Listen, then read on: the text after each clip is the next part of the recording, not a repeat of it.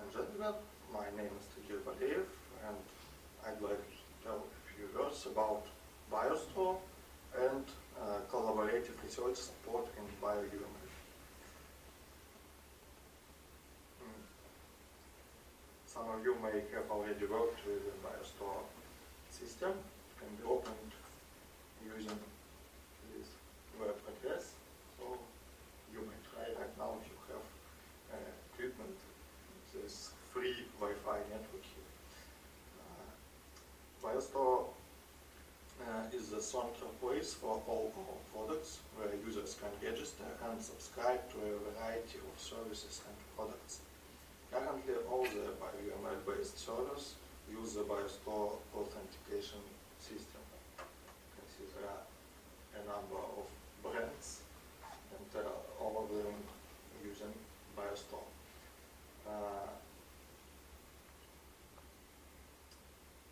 Here's a list of some basic Biostore concepts which you will encounter if you work with Biostore server, product, project, group. Note the difference between the project and the group. Generally, if you register and create a project, then separate group for this project is created automatically. So one might think that group and project is something similar, but actually you can have several groups for single project or several projects available for single group, and group also can be subscribed to a number of products. So each group member will have access to some product automatically. Here's the registration form. It's already displayed in Fedor's presentation. Registration is quite simple procedure. It's not so visible from here. So here you should type email address. Just be careful to type real email addresses. The password will be sent here, and also some notifications. And you will use your email address as login name. Here your first and last name. Phone numbers are optional. You can specify also country. And from here you can also subscribe to one of the available servers. Currently, I guess there are two options: either to subscribe to free bioUML server on Amazon, and to GenExplain server to start the trial. It will be a 2 weeks trial, and after that you will have to pay money to continue. So here free server is selected, and project name is entered. You can simply skip these steps, just leave these fields empty, and subscribe later from the Biostore interface. It's just a shorthand feature. Visual verification, and after registration, you can either log in to the server you've subscribed or log in to the Biostore interface. Of course, you're using the same your email address and the same password for Biostore or for the server you subscribed. So this is how internal Biostore interface for normal user looks like. It's not very much features right now, but it's growing. So stay tuned as new feature will arrive. Now you can manage subscription, where you can create new projects or subscribe to new servers. You can invite colleagues. I will cover this step a little more further. Among other features, you can change password. It's quite important step, as you have also generated password, which may be hard to remember. And some other features you can try by yourself. And now, after this short introduction to Biostore, we are going to cover collaborative research features supported in bioUML. Currently, we are making great efforts in this direction, and some of global goals are listed here. If we want to make teamwork easier, helping scientists of different specialties and scientists from distant locations meet inside BioUML and conduct research effectively. To support this, we are adding a number of features to the system. The main points are data sharing, communication, collaboration, history tracking, work organizing, and of course privacy. Now let's take a little bit closer look at these points. Share. Users should be able to share their data in an easy and flexible way. For example, user can participate in several projects, create several projects, and grant access to some of them to a number of colleagues, and keep some projects privately, and so on. And important step is no unnecessary bureaucracy, so you can manage access rights to your project by yourself. No need to ask any administrator or somebody else.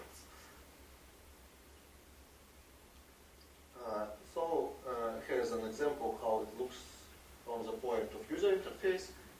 Here's again a registration form, and we suppose that our test user Alice registered and created project and wants to invite Bob, her colleague, to work on the same project. So she can use that invite feature from the BioUML, Biostore interface, and type Bob's address here. Note that Alice cannot just select from registered users, as some users may not want to be listed there. So nobody should know that I'm working on Biostore if I don't want to show it to everybody.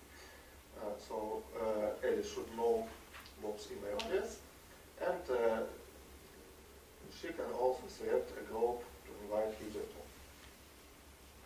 After that, there are two cases. Either Bob was already registered in Biostore system or not. If he is registered, then he will receive a notification letter by email and get access to the project immediately. We can suppose that Bob is not registered, then a notification letter will be sent to Bob inviting him to register. Here how it looks in Bob's mailbox. If Bob decides to accept the registration, the invitation, he will have to visit the Biostore page and go through the registration procedure. So after the registration, Bob is notified, it's not quite visible, that he was included into Alice's group as she invited him before. So now both Alice and Bob can log in, and both of them see the same project called Alice Research. The next feature is communication. For now, there is quite basic functionality to exchange messages within the system, either with a single partner or within a group.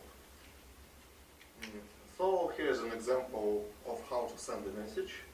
Bob selects Users tab. Here all the users from the groups accessible to Bob are shown. Here a list of groups and two users. Here's Alice and Bob. Bob can double click on a certain username to open a chat window and can type some messages. When message sent by Bob, Alice will receive a notification if she is online.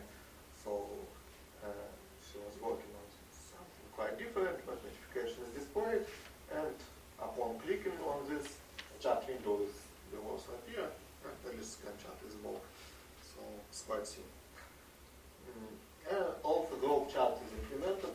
You can right-click on the group name as group chat, and all members of this group will be automatically added to the conference window, and here they can exchange the messages. The next feature we are going to discuss is collaboration, especially collaborative editing. Collaborative work on on a single model can be illustrated like this. Here, Alice and Bob when they were young. here two users are building a single model. They are collaborating in a number of ways. First, as you can see, they can introduce changes to the model and immediately see which changes have been introduced by other participants. Second, they can talk to each other, but not only talk like in chat window. They can point to model parts and discuss them. For example, Bob may ask something like, do you think this part will fit our model? Or they can have a dialogue like this. Where is the proper part to connect to this point? Here it is. Also, novice participant might ask the other more experienced colleague to build some difficult part and learn how to do it by watching. Or alternatively, one of them might check the other's work, correcting if necessary. All of these functions can be achieved by these users and also can be achieved in our system while editing diagrams. By diagrams, I mean any diagram you can edit in the system, either a simulatable model, or pathway, or workflow, or something else. So here's how it looks from the point of one UML user. Before Alice and Bob shared the same Alice project, so now every data piece inside this project becomes available to both of them. So to start collaborative editing, they should simply open the same diagram simultaneously. And now they see the same diagram, and here's also user list. It points that Alice and Bob are editing it together. Now it will be a little bigger, but still there's not enough to see this. But okay. If Bob selects any element, Alice will see this immediately and vice versa. For example, here Bob selected two elements, antioxidants and SOD, and Alice sees the selection, and here is written that Bob selected it. So she can see who exactly selected it. And vice versa, Alice selected this element, and Bob can also see. All changes are available immediately for all editors. So, for example, if Bob moves some element, then Alice sees this immediately. So this helps to ensure that they're editing the same version of the document. They don't have desynchronization, and they should not later merge independent edits into the target model, or they can be sure that they not just write over the changes committed by the previous user. Also, for convenience, additional chat room is created solely for editors of this diagram. So here is the chat window, and you can type messages here just to communicate, especially when editing this diagram.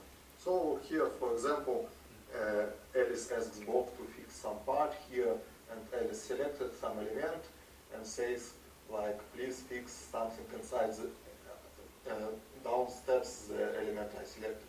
Bob says okay, and he fixed it actually, and asks, so how it looks now? Alice answers, it looks nice, or maybe Alice can think that something is not very good and correct it. For example, she thinks that this edge is better to bend. So now they satisfied. Hopefully, live demonstration will be, I will show this, how it works in real time. Okay, the next feature is history. And we can talk about document history, which is implemented now for diagrams editing, and the project history. The document history allows to use the basic version control features listed here. If you're familiar with some version control system, you can see that all the steps are quite usual. It's the history, the session history and the version history. The session history is filtered automatically after each small change. Here it's displayed, so not very big. It's not saved in the persistent storage, and only a limited number of latest edits are shown. Each particular edit has an auto-generated name, like for example here, move convert table, or add edge from output path to source table. And also name of the person who made this change is displayed. This is particularly important when you edit with your colleagues. So some changes were introduced by Bob and some changes by Alice. You can see them in this panel, and you can click between any two changes to see how the diagram looked at that moment. Note that now you haven't changed current version of the diagram, so other editors still see the latest version, and now you are switched into read-only mode, so you can change it now, but you can decide either to cancel this mode, pressing close and return to the current version, or pressing apply button, you can roll back to this change, throwing away all new changes if you think they were erroneous or something like this. And after roll back, other editors will see that it was changed. Another great feature is that you can compare two versions. You can press on the small triangles here and here, or maybe in opposite way here and here. That's just the same. And compare versions from this to this. Here you can see that between these versions, input node was removed together with edge. It's also red. And convert table node was added. Small plus sign here designates this. Version history is saved in persistent storage, and to create new version, you should explicitly press save button, unlike sessions history, which is filled automatically. Or either when you close the document, system will ask you to save changes. It's the same. And you will be asked to type optional comment to describe your new version. For example, you can write here what was changed. Version history. How long do you need to do? How long do you need to do? I guess 5 minutes. Version history is displayed in this tab, and it's practically the same as session history. You can see current version, you can roll back to older version, or you can compare two versions. It's displayed in the same way.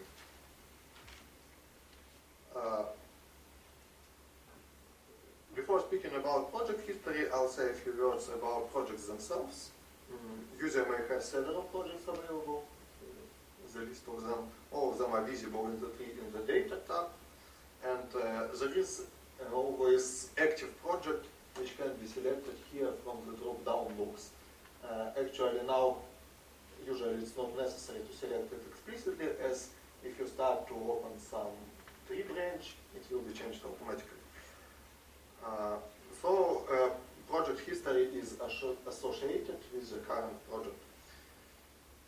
Here is an example of project journal, which logs every action you have performed. For example, I launched some JavaScript commands, or launched some analysis. Here's analysis name and time when it was. Or maybe I imported some files. Here's the file I imported, or something like something else. Not only just analysis name is stored in the history, but also whole list of analysis parameters, and I can actually reproduce this analysis if I create a workflow. So I started a new workflow to reproduce some older step and select an analysis from the history in history tab and paste it to the workflow diagram. So now we have the same analysis here, and all parameters are restored as they was before. And the next step is work organization. I will cover this briefly as it's only under development. It's not publicly available now. So there are some use cases how to use this, works or tasks. You can assign work to a specific user, create open work so anyone can accept it by service, or even create an auction so you can just say like, please analyze this, for example, NGS data and get new SMPs from it for $1,000. And some people may say, I will do this for only 500. So, yes. So there's kind of simple scenario how it might look in the system. Suppose that Alice has some badly layouted diagrams and she has no time to lay out them by herself. So she wants to ask Bob, but now she don't want to provide Bob access to the project because, for example, in other folders she has some sensitive data she don't want anyone else to see.